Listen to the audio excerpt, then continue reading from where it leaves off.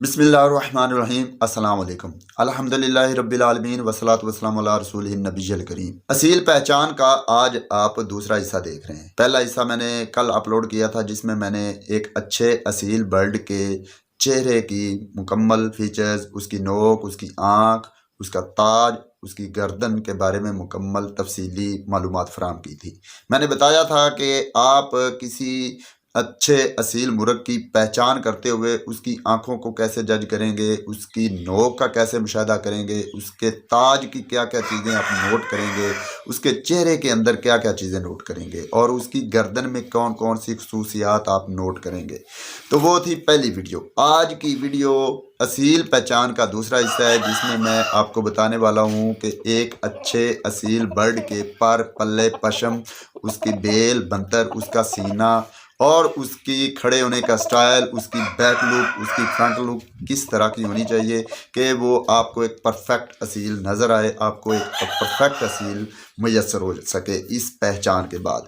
तो आज की वीडियो इंफॉर्मेटिव होने वाली है, तो मुकम्मल देखिएगा। तो सबसे पहले मैं बता दूं कि एक अच्छे असील बर्ड के पशम कैसी होती है। याद रखिए, जो भी अच्छा असील बर्ड होगा, जो प्योर ब्लड लाइन में होगा, अच्छी ब्लड लाइन में होगा, उसकी पशम के अंदर चमक ज़रूर होगी। मैंने कई परिंदे ऐसे देखे हैं कि जिनकी पशम के अंदर चमक नहीं होती। पशम है वो गैर चमकदार और बिल्कुल मदम सी होती है, बेरंग सी होती है। वो नुमाया इस चीज़ को करती है कि उसमें कोई ना कोई मिलावट है, चाहे वो अच्छे असीलों की ही मिलावट हो, लेकिन वो ब्लड लाइन प्योर नहीं है। तो प्योर ब्लड लाइन के अंदर पशम जो होती है वो चमक रखती है और जब परिंदा धूप में या रोशनी के जगह पे खड़ा हो तो ऐसे लगता है कि परिंदे के ऊपर तेल लगाया हुआ हो, उसके बालों के ऊपर ऑयल लगाया हुआ हो, ऑयली सी चमक आती है। ये बहुत ज़रूरी है। तो ये फैक्टर परिंदे की असालत को भी शो करता है, परिंदे की खूबसूरती को भी चार चांद लगाता है और ये परिंदे की अच्छाई को बयान करता है, उसकी प्योरिटी को ये नुमाया करता है। तो परिंदे की पशम के अंदर चमक को ज़रूर देखें, चमक होना बहुत ज़रूरी है। उसके बाद जी, परिंदे की पशम जो होती है, हमेशा याद रखिए कि कोई भी असील हो, जब वो प्योर हालत में हो तो उसकी पशम जो होती है जिल्द के साथ चिपकी होती है। उस चाहे वो परिंदा जितना मर्जी परेल है, लेकिन उसकी पशम फूली हुई नहीं होगी, रुई की गालों की तरह उठी हुई नहीं होगी। पिछले दिनों मेरी नज़र में एक मुर्गी गुजरी जो फेसबुक पे किसी ने वीडियो उसकी लगाई हुई थी या शायद उसकी तस्वीर लगाई हुई थी और लोगों ने नीचे बहुत से कमेंट किए हुए थे कि माशाल्लाह बहुत अच्छी है, लेकिन मैंने उस पर कमेंट किया था कि ये अच्छी नहीं है क्योंकि उसकी पशम फील हो रही थी कि फूली फूली सी है।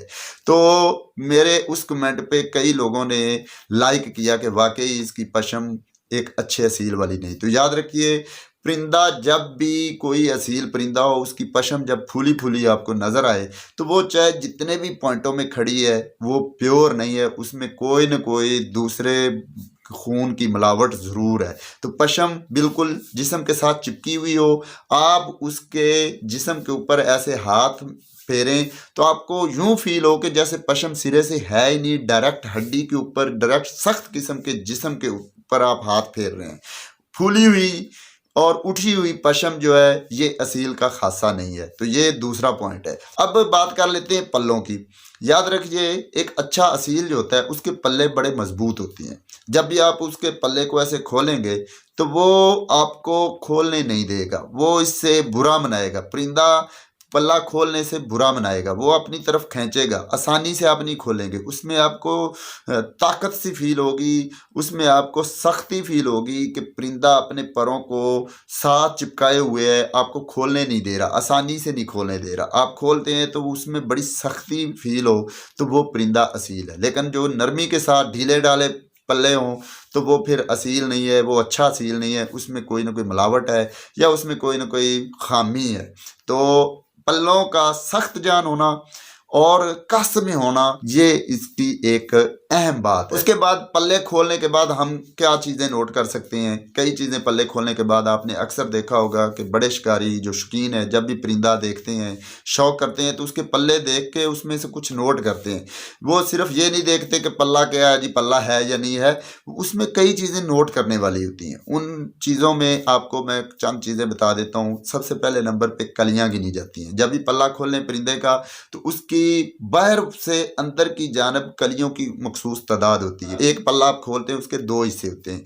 एक हिस्सा होता है बाहर वाला जिसे आप प्राइमरी पार्ट कह सकते हैं। उसके बाद जी अंदरूनी होता है जो सेकेंडरी पार्ट है, जो उसका अलग से एक है, उसमें अलग से शाहपार से होते हैं, उसके अंदर परियां होती हैं। बाहर वाले पल्ले के अंदर कलियां होती हैं और साथ में छोटी परियां भी होती हैं। जो बड़ी परियां हैं उनकी तादाद कम अज़ कम 11 होनी चाहिए। जो पुराने नायाब किस्म की ब्रीडें थी उनके अंदर 13 तक कलियां पाई जाती थी। लेकिन अगर आपको 10 से प्लस कोई भी परिंदा 10 से प्लस कलियों वाला मिले तो वो समझ जाए कि ये अच्छा परिंदा है।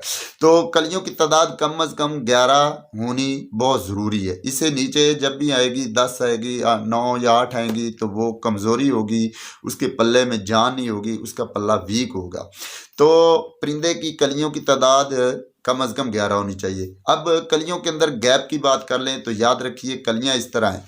तो अगर आप उसे खोलते हैं तो कलियों के अंदर इस तरह गैप अगर आता है, अगर कलियां टूटी हुई नहीं है, टूटी हुई हैं तो फिर तो वो उसकी अभी मोल्टिंग होने वाली है, कुरीज होने वाली है। लेकिन कुरीज मुकम्मल है, टूटी हुई नहीं, तो फिर भी गैप आ रहा है तो वो पल्ला अच्छा नहीं गिना जाएगा।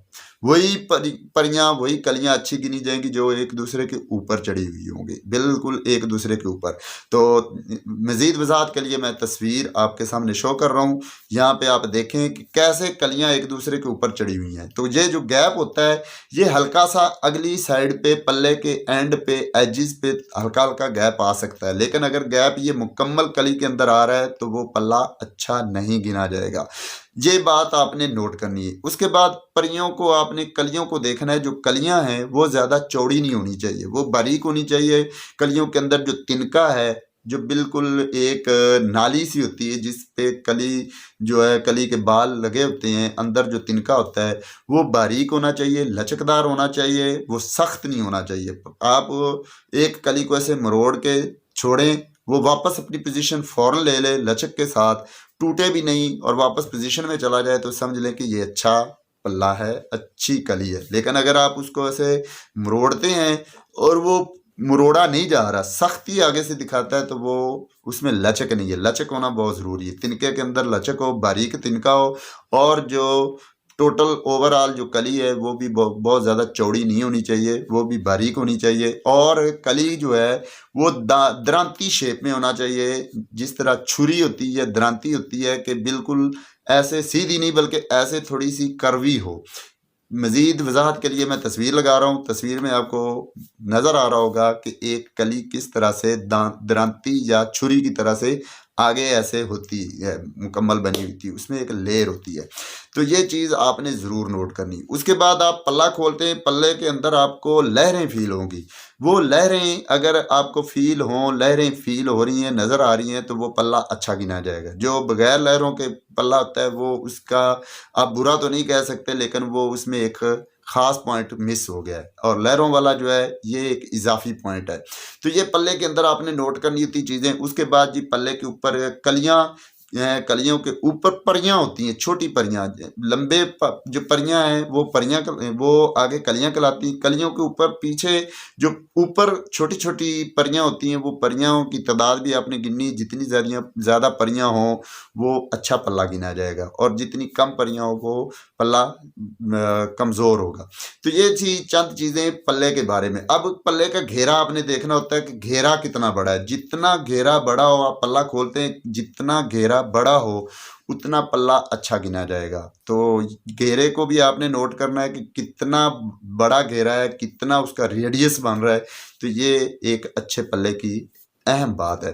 तो उसके बाद ये पल्ला आप छोड़ देते हैं, परिंदा अपनी पोजीशन पे खड़ा हो जाता है। जब खड़ा होने के बाद आप देखते हैं अगर उसके ये शोल्डर इस तरह से उठे हुए हों, याद रखिए जिस परिंदे के शोल्डर ऊपर उठे हुए हैं, चाहे मुर्गी है चाहे मुर्गा है, वो एक अच्छा असील है। लेकिन जिसके पल्ले यहाँ से कुंदे जो हैं, ये कंधे, ये ऐसे गुलाई के साथ पीछे जा रहे हो, गुलाई के साथ, तो वो अच्छा परिंदा नहीं है। परिंदे के कंधे ऊपर उठे होना ज़रूरी है, ये गर्दन नीचे रह जाए, ये शोल्डर आगे से उठे हुए हों, आपको फील हो रहे हों कि थोड़े से उठे हुए हैं, ऐसे पान पत्ते की तरह, पान के पत्ते की तरह दरमियान से ये गर्दन है, गर्दन से ऊपर ऐसे उठे हुए, ऐसे, और ये वापस दुम पे जाके बंद हो रहे हैं, तो इसे कहते हैं पान पत्ता शेप। तो ये शेप परिंदे के लिए बहुत ज़रूरी है, एक असील के लिए। जिस परिंदे में ये शेप नहीं पाई जाती वो अच्छा नहीं गिना जाता। एक तो खूबसूरत नहीं लगता, दूसरा उसकी मजबूती पे बहुत असर होता है इस शेप का। जितनी ये क्लियर पान पत्ता शेप होगी उतना अच्छा और उतना मजबूत परिंदा होगा। कंधों के बाद अगली चीज़ जो नोट करने वाली होती है वो होती है मुर्गे के बेल बनतर। बेल क्या होती है? कमर। कमर को बेल कहते हैं। ये लंबी हो, चंद मखसूस नस्लों को छोड़ के अमूमन आप लंबी बेल पसंद करें। आप अच्छी जो गिनी जाती है वो लंबी बेल होती है, लेकिन चंद मखसूस नस्लें जिस तरह अमरोहा है या मराठी है या इस तरह ढकनी है या और कई दीगर मियाँ वाली हैं या दीगर कई ऐसी नस्लें हैं जिनकी बेल बहुत छोटी होती है, मतलब वो लंबी कमर में नहीं होती, उनकी कमर छोटी होती है। लेकिन आम तौर पर लंबी बेल को पसंद किया जाता है इन मखसूस नस्लों को छोड़ के, क्योंकि ये छोटी बेल में ही ये अपनी खसूसियात दिखाते हैं। तो इनके अलावा जो बकिया असील हैं, बकिया नस्लें हैं, उनके अंदर आपने लंबी बेल देखनी। जितनी लंबी बेल हो उतनी उसकी मजबूती और उतनी उसमें असालत ज़्यादा होती है। कमर के आपने और स्ट्रक्चर क्या देखना होता है? परिंदे के कमर पे ऐसे हाथ फेरें,